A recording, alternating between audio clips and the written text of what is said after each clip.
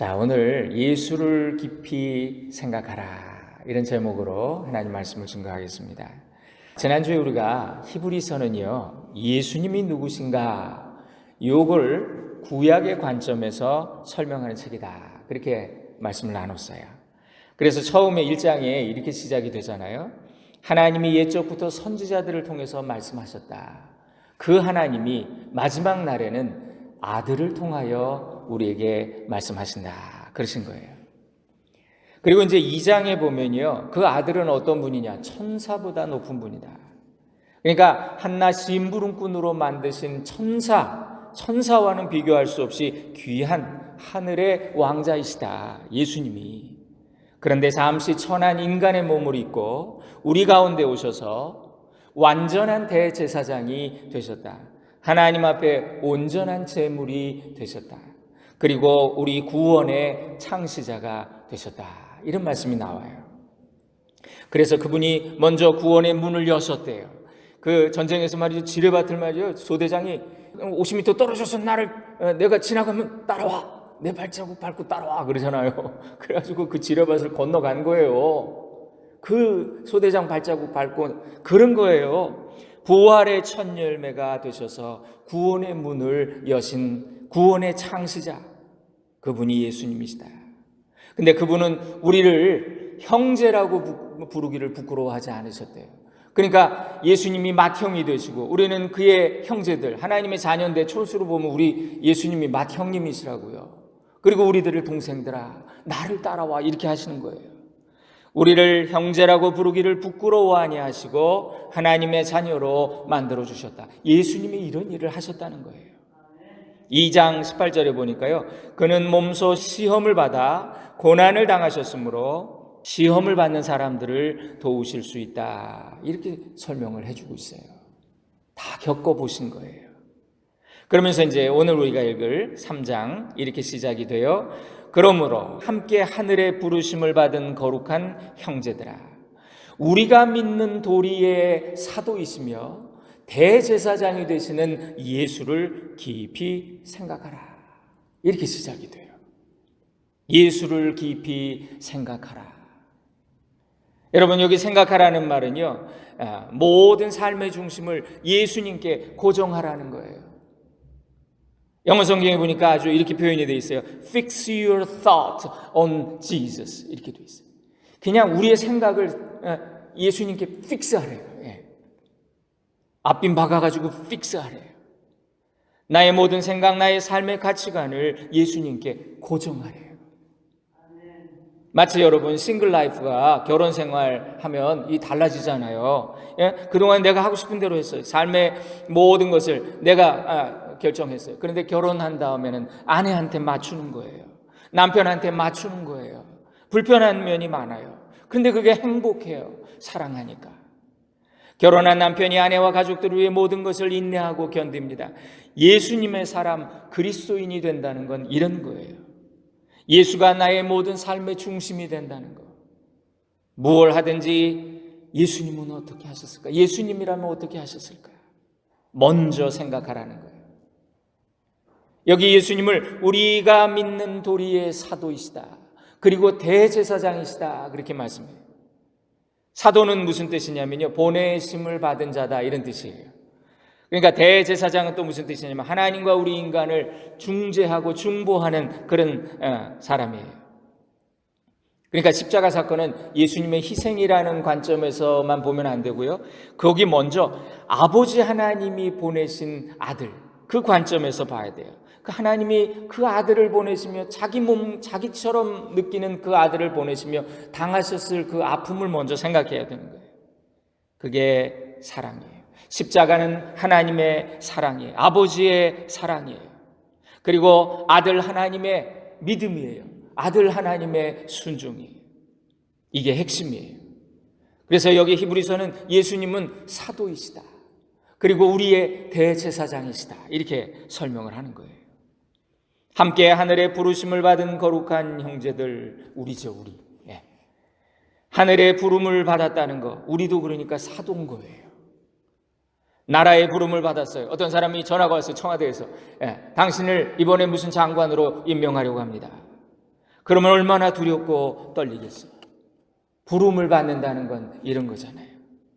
세상에서 마음대로 살던 개인의 자유를 유보하고 그 부르신 분의 이익과 그 뜻을 좇아서 그 원칙에 맞춰서 이제부터는 살아야 되잖아요. 부름받았다는 의식, 이걸 한자로 소명의식이라 그래요. 우리 그리스도인들은 이렇게 살아야죠. 나를 부르신 이가 누구입니까? 매일 삶에서 내 주인이 되시는 예수님을 향한 그 소망과 그 자랑을 굳게 붙잡으면 우리의 생각이 함부로 흔들리지 않아요. 거기다 콱 박아야 돼요. 그냥 예수님한테 그냥 우리 생각을 콱 박아놔야 돼요. 환경이나 사람 때문에 흔들리지 않아요. 예수님은 부름을 받고 보냄을 받은 자로서 자신의 뜻대로 자의로 이렇게 행동하신 적이 없어요. 그래서 나는 스스로 온 것이 아니다. 아버지께서 나를 보내신 것이니라. 내가 모든 것을 임의로 하지 않는다. 스스로 하지 않는다. 나를 보내신 아버지의 뜻을 행한다. 이렇게 말씀을 하셔요. 그래서 예수님의 모든 삶과 행동은요, 내가 이렇게 인자가 이렇게 한 것은 말씀을 이루려 함이니라. 성경에 그렇게 나오잖아요. 말씀을 따라 이렇게 하셨다. 예수님은 부르심에 응답하고 순종하는 삶을 사셨어요. 예수님이 그렇게 하신 것은 성령에 이끌리는 삶이었기 때문이에요. 성경에 예수님께서 성령에 이끌려 광야로 가셨다. 또 예수님이 성령에 이끌려 광야로 가서 시험을 받으셨다. 성령님이 예수를 광야로 몰아내셨다. 이런 표현들이 나와요. 그래서 성령의 인도를 받으면 우리도 예수님 따르는 거하고 똑같은 길을 가는 거예요. 여러분, 앞에서 예수님을 천사하고 비교했잖아요. 천사보다 높아? 예수님, 니네 예수님 천사보다 센 분이야? 근데 이미 이제 천사는 평정됐고, 여기는 또 모세하고 비교를 해요. 모세. 성경에 인간으로서 최고의 자리에 간 사람이 모세예요. 하나님과 대면해서 봤다. 하나님이 친구라고 말할 정도로 하나님을 이 얼굴과 얼굴을 맞대서 대면하면 죽어요. 다 그 영광에 그냥 눌려가지고 죽어요. 그런 사람이 모세인데, 유대인들에게 그래서 모세는요 거의 구세주예요. 그런 모세인데 예수님을 설명하면서 그분은 모세와 같이 하셨다. 처음부터 모세 이렇게 깔고 내리면 안 되니까 모세와 같이 하셨다. 그러면서 두 번째는 모세보다 더욱 영광을 받으실 분이 예수님이시다. 이렇게 돼 있어요. 유대인들한테 이렇게 설득을 해가는 거예요. 그 예수님은 모세보다 더욱 영광을 받을 만한 것이 마치 집을 지은 자보다 크지 못한 거하고 집을 지은 자가 집보다 더 큰 것과 같다. 그런 원리다. 그렇게 설명을 해요. 왜냐하면 집은 피조물이고 집을 지은 자는 창조주이시기 때문이에요. 그러면서 5절 6절에 보니까요, 모세는 하나님의 종이었지 않느냐. 그런데 그 종에게 주목하지 말고 아들이 계시다. 모세보다 더 높은, 모세도 복종해야 되는 아들이 계시는데 그분이 바로 예수 그리스도시다. 이렇게 말씀을 하셔요. 여러분, 어떤 아버지가 돈이 많아요. 그래서 그 아들한테, 어린 아들인데 기사 딸린 차도 주고, 또 아주 서울대 출신 과외 선생도 붙여주고, 또 프로 골퍼를 이렇게 붙여가지고 레슨을 해주고, 그러면 여러분 한번 생각해 보세요. 그 누가 주인공이에요? 누구를 부러워하고 누구를 가까이 하고 친해야 되겠어요? 그 아들 아니에요? 아들? 그런데 맨날 우리는 가서 그걸 알지 못하면 운전기사 참 대단하시다. 어우, 차가 진짜 좋네요. 서울대 출신이 이 사람 말이에요. 과외 선생한테 가가지고 또 좀 친하게 지내려고. 그 다음에 또 골프 강사 프로시라면서요. 이런 거 하고 똑같은 거예요. 여러분, 사람들은요 모세를 더 크게 생각했던 거예요. 그러니까 이 히브리서는 모세보다 더 큰 이가 여기 계신다. 예수님은, 모세는 하나님의 종인데 예수님은 하나님의 아들이시다. 이렇게 말씀을 하시는 거예요. 그러면서 7절에 보니까 그러므로 성령이 이르신 바와 같이 오늘 너희가 그의 음성을 듣거든 광야에서 시험하던 날에 거역하던 것 같이 너희의 마음을 완고하게 하지 말라 그랬어요. 여러분, 이 말씀은요, 시편 95편의 말씀을 인용한 거예요. 똑같은 말씀이 시편에 나오는데요. 오늘 너희가 그의 음성을 듣거든 광야의 너희 조상들처럼 너희 마음을 완악하게 하지 말지어다. 그때 너희 조상들이 내가 행한 일을 보고도 나를 시험하고 조사하여도다. 하나님 하신 말씀이에요. 내가 40년 동안 그 세대로 말미암아 근심하여 이르기를 그들은 마음이 미혹된 백성이라 내 길을 알지 못한다 하여도다. 그러므로 내가 노하여 맹세하기를 그들은 내 안식에 들어오지 못하리라 하여도다. 여러분, 그러니까 여기 성령이 이르신 바와 같이 이게 시편 95편을 얘기하는 거예요. 그러니까 시편 구약도 성령의 말씀이라고 여기 말씀을 분명히 해주시는 거예요. 구약 성경도 성령의 감동으로 된 하나님의 말씀이라는 거예요.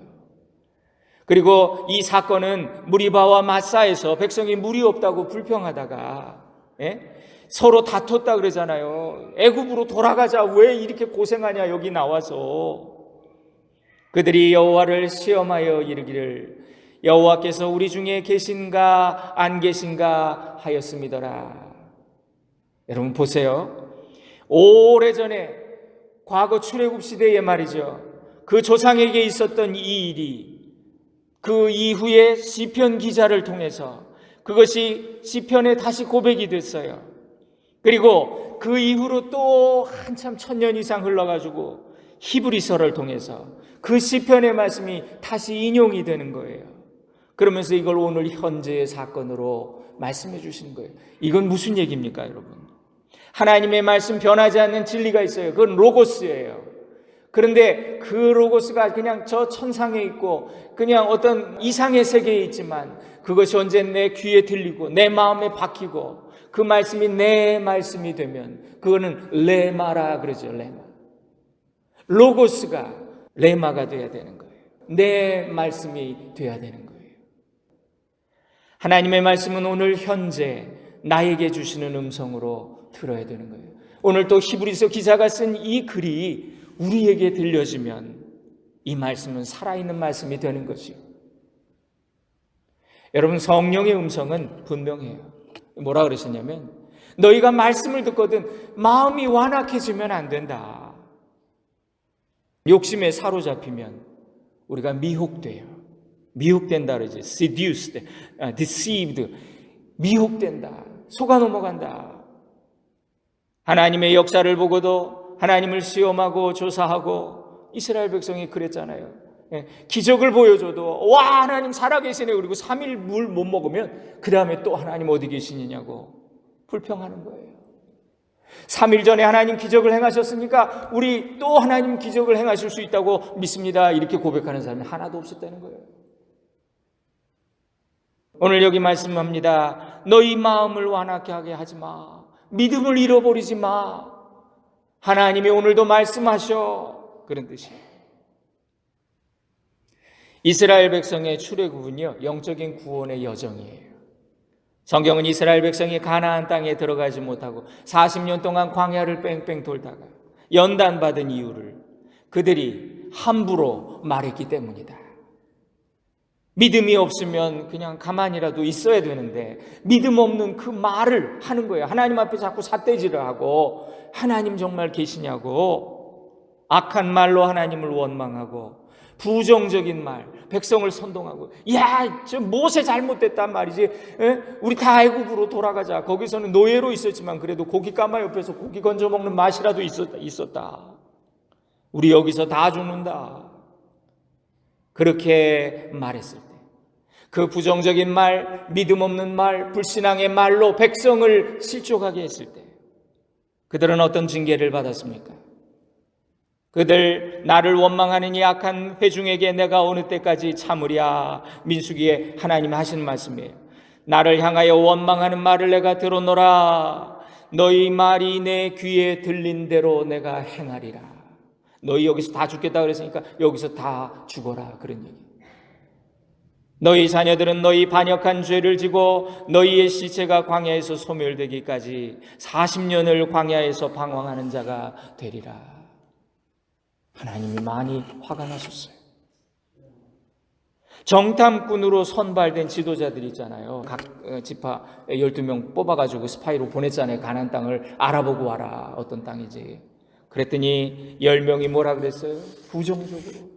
저기 거인들이 있어요. 저 좁은 땅은 분명한데 저기 우리 못 들어가요. 우리는 그들에 비하면 메뚜기예요. 이 지도자들은 백성에게 가나안 정복에 대한 소망과 의지를 심어줘야 됐었어요. 그러라고 하나님이 그들을 먼저 보내신 거예요. 그런데 그들 중에 10명이 그 땅에 대해 성경에 보니까 악평했다 그랬어요. 백성을 불신앙으로 인도했습니다. 백성을 두려움에 빠지게 했습니다.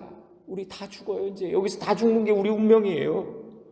자기들만 죽었으면 괜찮은데 공동체를 함께 망하게 만들어요. 불신의 말이 공동체를 지배하면 모두가 함께 불행해지는 거지요. 여러분, 교회 안에도요, 먼저 믿은 자들, 또 이렇게 직분받은 분들, 이런 분들은요, 여론을 선도하는 분들이에요. 여러분들은 믿음의 여론을 만드셔야 돼요. 긍정적인 말을 해야 돼요. 형제의 믿음을 세우는 자가 되어야 됩니다. 근데 내가 말 잘못해가지고, 저분은 오래 다니신 분인데 저렇게 말씀하시네. 그럼 저분 말이 맞겠네. 우리 다 죽었네. 이렇게 되는 거예요. 히브리서 12장의 뒷부분에 보면요, 또 나와요. 광야의 이스라엘처럼 하지 말라. 형제들아, 너희는 삼가 혹 너희 중에 누가 믿지 아니하는 악한 마음을 품고, 믿지 아니하는 건 악한 거래요. 살아계신 하나님에게서 떨어질까 조심하라. 에덴 동산에 2개의 나무가 있었다 그렇죠? 생명나무가 있고 또 선악을 알게 하는 나무가 있어요.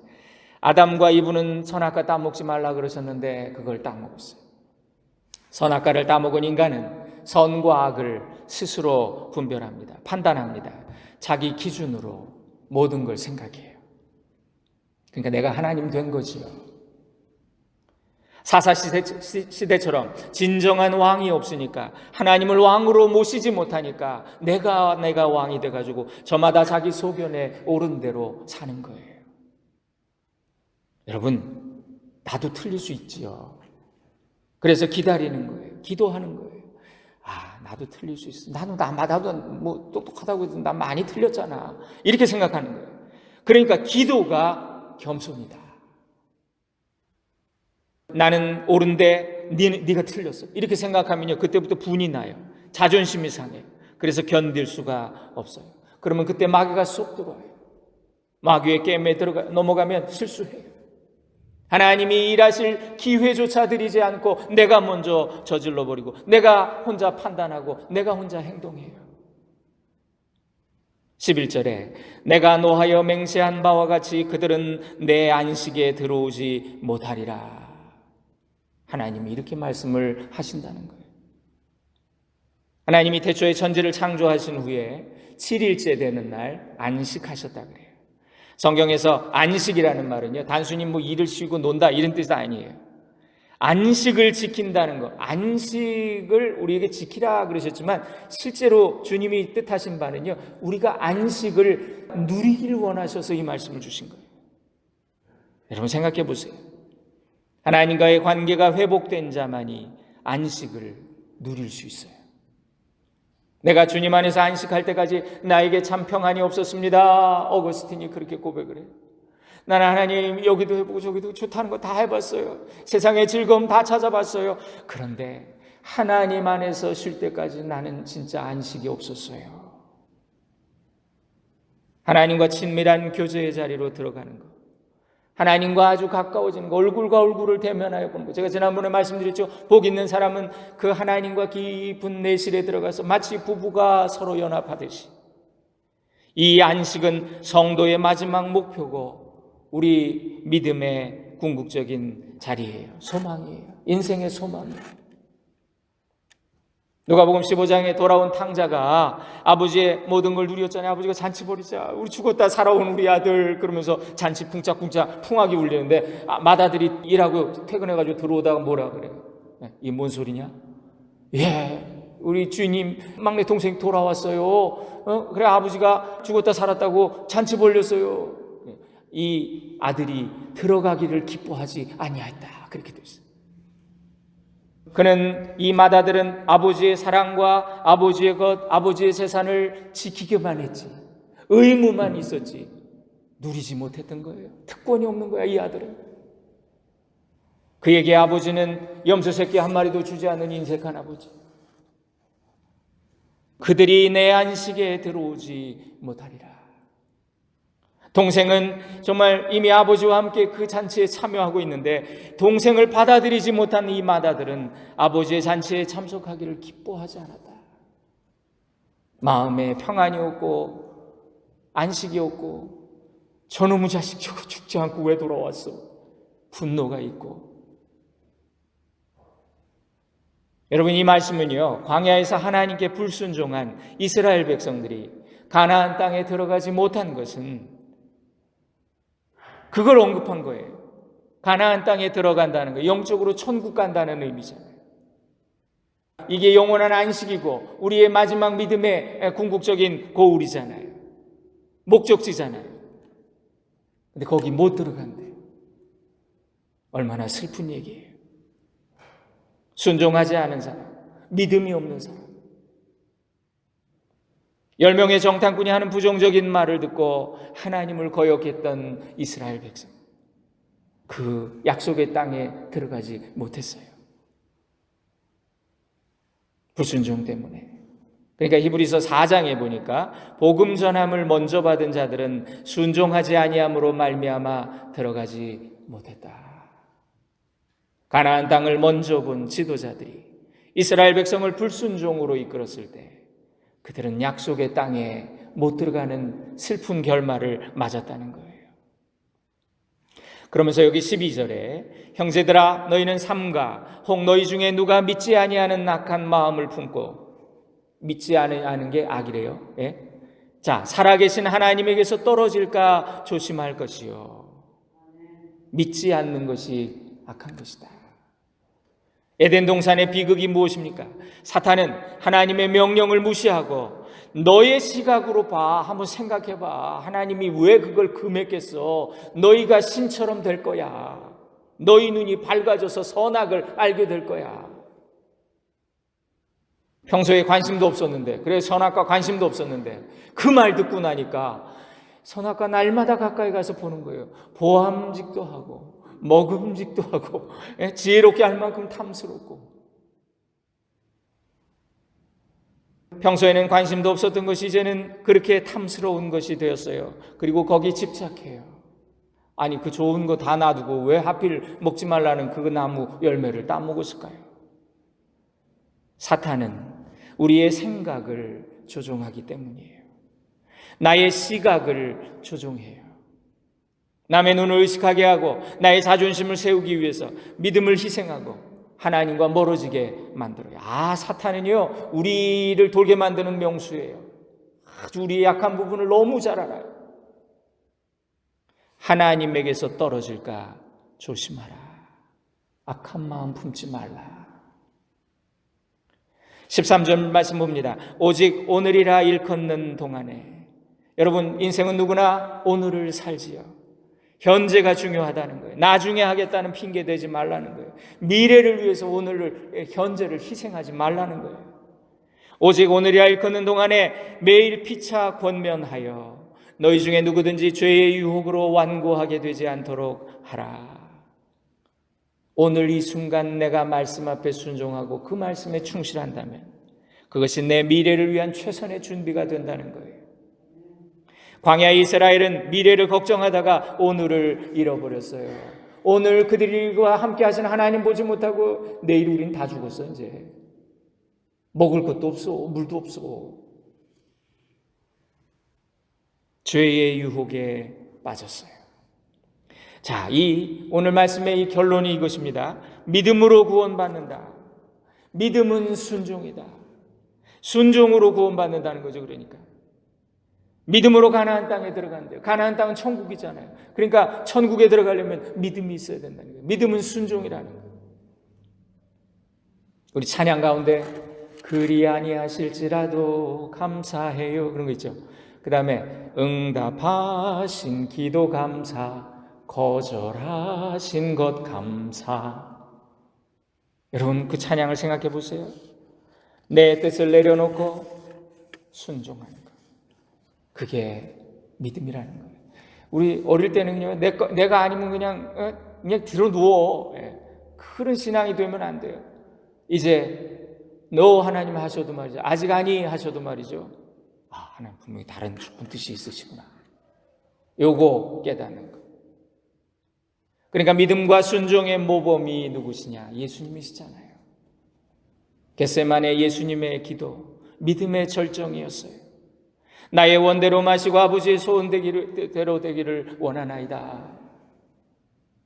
우리의 기도가 여기까지 갈 수 있다면, 광야의 모세는 여호와께서 나를 보내사 이 모든 일을 행하게 하신 것이요 나의 임의로 함이 아니라, 민수기 16장에 이렇게 말했는데, 여러분 똑같이 예수님 말씀하세요. 신약의 모세잖아요. 우리 예수님이 모세의 완성자잖아요.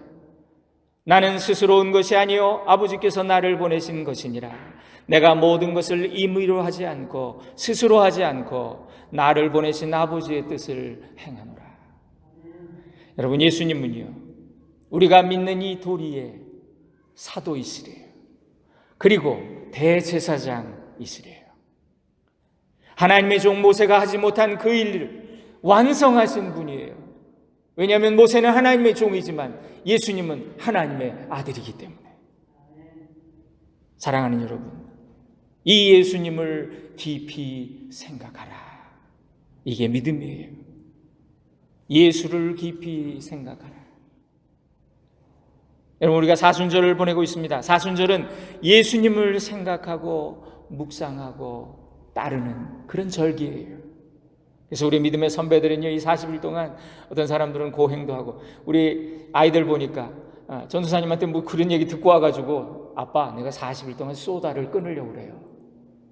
그런 친구들도 있더라고요. 그렇게 예수를 깊이 생각하는 시간. 오늘도 주님은 우리에게 말씀하세요. 예수님은 살리는 깨달음, 생각을 주시는 분이에요. 어떤 목사님이 그러더라고요. 생각이 있고 사각이 있대요. 살리는 깨달음은 생각인데, 예수님이 주시는 건데, 마귀는 사각을 준대요. 죽이는 깨달음을 준대요. 14절 말씀에 우리가 시작할 때에 확신한 것을 끝까지 견고히 잡고 있으면 그리스도와 함께 참여한 자가 되리라 그랬어요. 예수님 따라 이 광야 인생길 승리하기를 원합니다. 출애굽에서 머무는 게 아니에요. 그게 중요하지 않아요. 출애굽했으면 이제 입가나안 해야죠. 마침내 약속의 땅에 입성해서 주님의 안식에 함께 참여하는 우리 사랑하는 성도들과 교회 될 수 있기를 주님의 이름으로 축원드립니다. 기도하겠습니다. 사랑하는 주님, 사순절에 우리 믿는 도리의 사도이시며 대제사장 되신 예수님을 깊이 생각합니다. 주님만이 참된 진리와 생명의 길이십니다. 그걸 믿고 순종하며 따라 걷기 원합니다. 우리의 믿음 없는 것을 도와주소서. 더 큰 믿음을 주옵소서. 주님과 함께 담대히 지성소로 들어가 참된 안식을 누리는 우리 교회와 우리 모든 성도들 되기를 간절히 소원합니다. 예수님의 이름으로 기도 올립니다. 아멘.